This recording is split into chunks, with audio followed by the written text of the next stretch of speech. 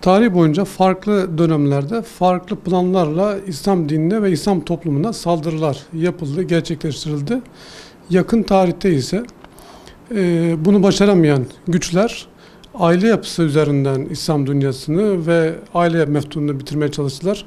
Şu geldiğimiz son noktada ise aileyi içeriden parçalamak, aile arasındaki o perdeyi kaldırmak ve aile meftununu mahkemelere taşımak, aile hukukunu mahkemeye taşımak maksadıyla böyle bir fitne oluşturduklarını düşünüyorum.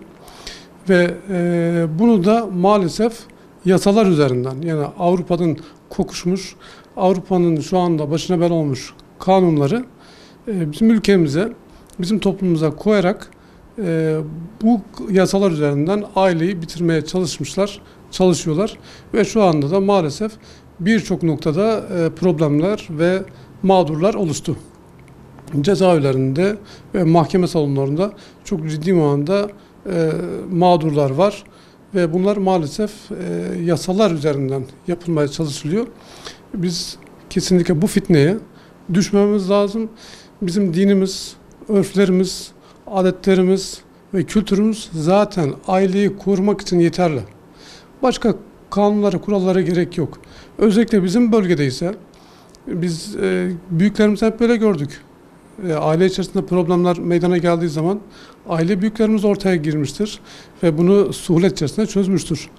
Bunu aileyi, anne, çocuk ve kocayı kalkıp da mahkeme salonlarına taşımak, aralarındaki perdeyi taşımak, işte uzaklaştırma vermek, bunlar hiçbir şekilde bizim kültürümüze, dinimize ve kurallarımıza, kültürümüze uygun değil. Bunların bir an önce bu sözleşmenin, İstanbul Sözleşmesi'nin feshedilmesi ve bu mağduriyetlerin bir an önce çözülmesi lazım diye düşünüyorum.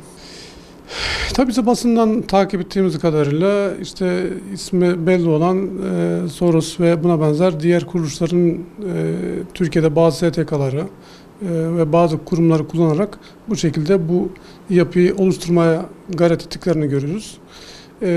Kesinlikle art niyetli olduklarını, eğer aileyi korumak için gerçekten kanunlar gerekiyorsa, ki şiddete bize karşıyız. Aile içerisinde asla kadına asla şiddet olmaması lazım.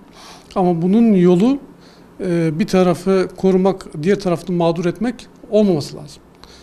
O açıdan daha önceki kanunlarda tekrardan revize edilebilir belki.